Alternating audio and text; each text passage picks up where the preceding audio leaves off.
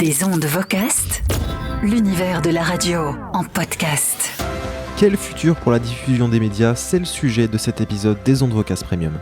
Des ondes Vocast. On va parler maintenant du futur de la radio, les nouvelles tendances liées au numérique et leurs impacts sur la diffusion des médias. Pour en débattre, je voulais avoir quelqu'un qui travaille sur ces sujets au quotidien depuis de nombreuses années, quelqu'un qui a un certain parti pris intéressant à ce propos.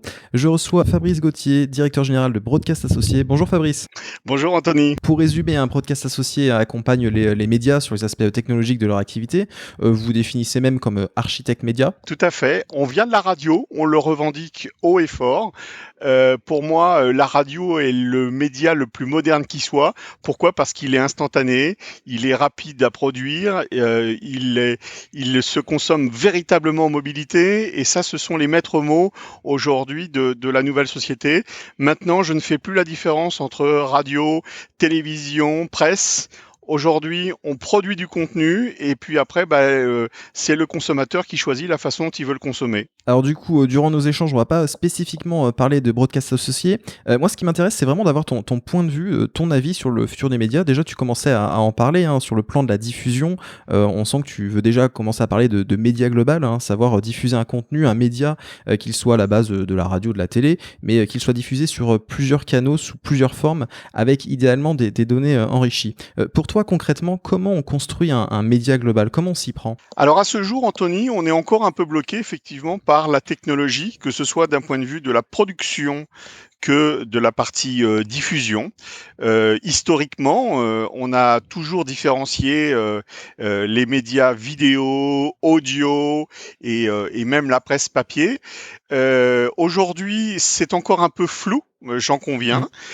Tout le monde aujourd'hui produit du contenu et je pense que les réflexes de fabrication de contenu à radio auxquels on ajoute de l'image, de la data, ça peut être effectivement une caméra vidéo, mais c'est parfois pour faire de la formation à distance un PowerPoint ou des éléments graphiques. C'est terminé le temps où il y avait un émetteur et des récepteurs. Aujourd'hui, tout le monde est plus émetteur. d'interactivité, quoi. Plus d'interactivité, plus de collaboration. Alors effectivement, d'un point de vue technique, c'est une révolution. D'un point de vue historique aussi, parce qu'il y a toute une industrie aujourd'hui et toute une économie qui vit avec une façon de fonctionner. Et dire aux professionnels d'ailleurs qu'il va falloir qu'ils évoluent, et c'est toujours difficile de changer ses habitudes. Malheureusement, ou heureusement peut-être pour des nouveaux acteurs, les choses sont en train d'évoluer et ça évolue très très vite. Alors l'approche du média global, c'est aussi l'idée d'être partout où l'audience peut se trouver.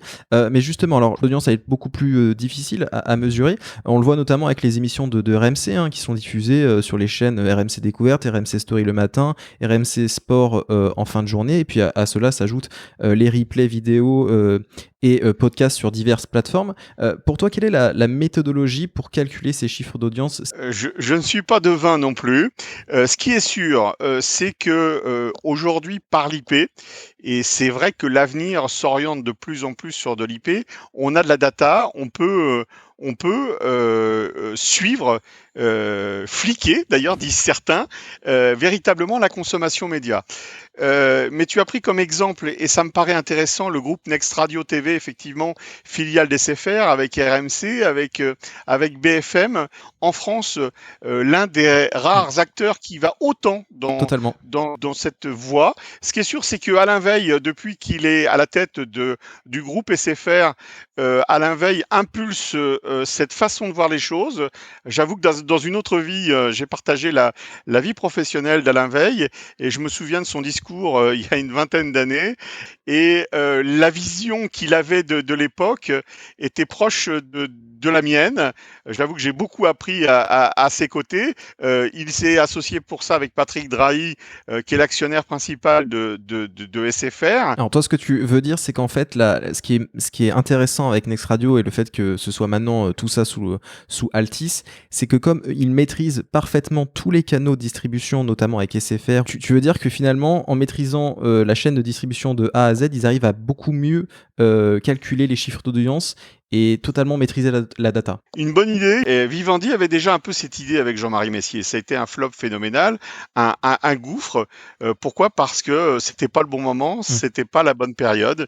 Je pense que en 2020, on peut commencer à penser comme ça. C'est encore avant-gardiste, c'est absolument évident, mais je pense que c'est visionnaire. Et moi, je suis heureux qu'un groupe français pense comme ça. Donc, je suis très près ce que fait Alain Veil. J'ai toujours été très fan de ses actions, Je suis mais, d'accord avec mais toi. j'avoue que aujourd'hui, c'est vraiment la référence en France et dans le reste du monde d'ailleurs. Je partage totalement tes idées. Alors, c'est vrai que l'IP permet des possibilités infinies, alors que la FM, le DAB+, et la TNT sont limités au linéaire. Mais justement, est-ce que c'est risqué de dépendre autant des réseaux TCP/IP? Toi, quel est ton parti pris là-dessus? Moi, j'en ai pas. J'essaie de ne pas en avoir, en tout cas. Pourquoi? Parce que je pense que c'est le consommateur qui doit choisir. Maintenant, je pense que les gens qui nous alertent sur ces points-là, bah, ils ont raison de le faire quand même, parce que c'est un idéal de société qu'on est en train de fabriquer à travers les médias. Faut pas oublier que les piliers d'une démocratie, ce sont d'abord les médias. Mais de penser que ce sont les professionnels qui vont décider à la place des consommateurs, c'est se tromper. Les consommateurs choisissent toujours. Ils Bien ont sûr. toujours le dernier mot. Donc c'est le rôle de nos législateurs, c'est le rôle de professionnels qui ont aussi des intérêts à défendre que d'alerter sur ces points-là. Oui, je suis totalement d'accord avec toi sur le fait que c'est finalement toujours l'auditeur qui déterminera en fait quelle technologie on utilisera. Avant tout aussi, ce qui est très important et le cœur du problème, c'est toujours la même chose, c'est la rentabilité.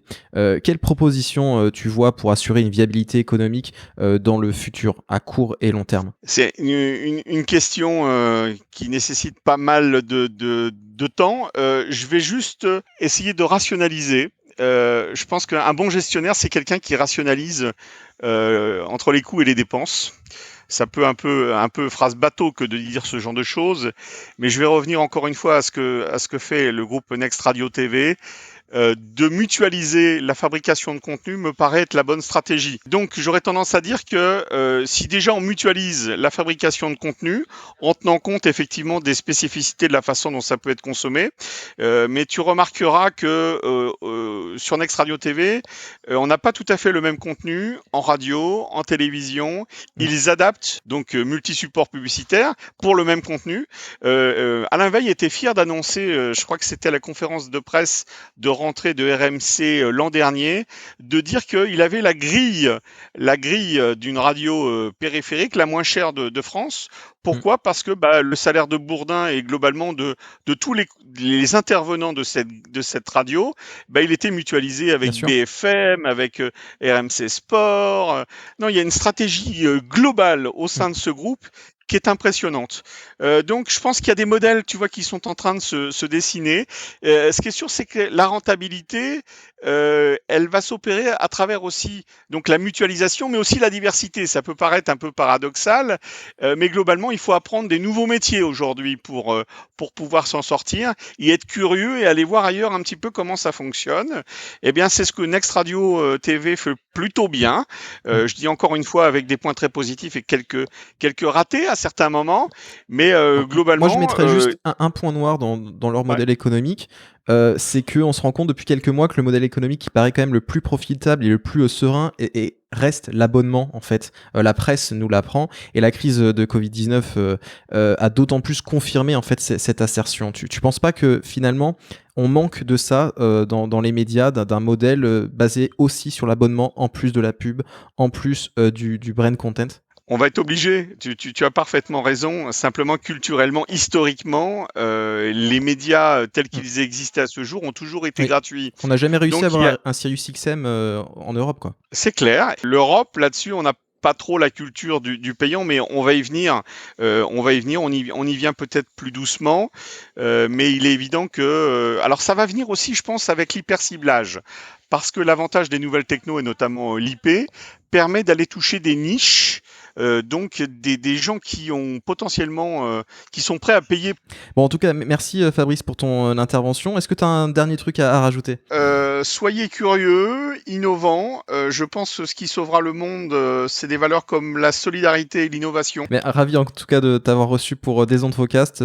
Fabrice Gauthier, directeur général de Broadcast Associés. Donc avec ton équipe, vous aidez vos clients à mutualiser, à moderniser les outils de production et de diffusion. Et puis vous proposez aussi des formations aux équipes quant aux changements qui s'opèrent dans ce magnifique monde numérique et médiatique qui bouge énormément. On a une appellation d'ailleurs pour ça, un métier nouveau.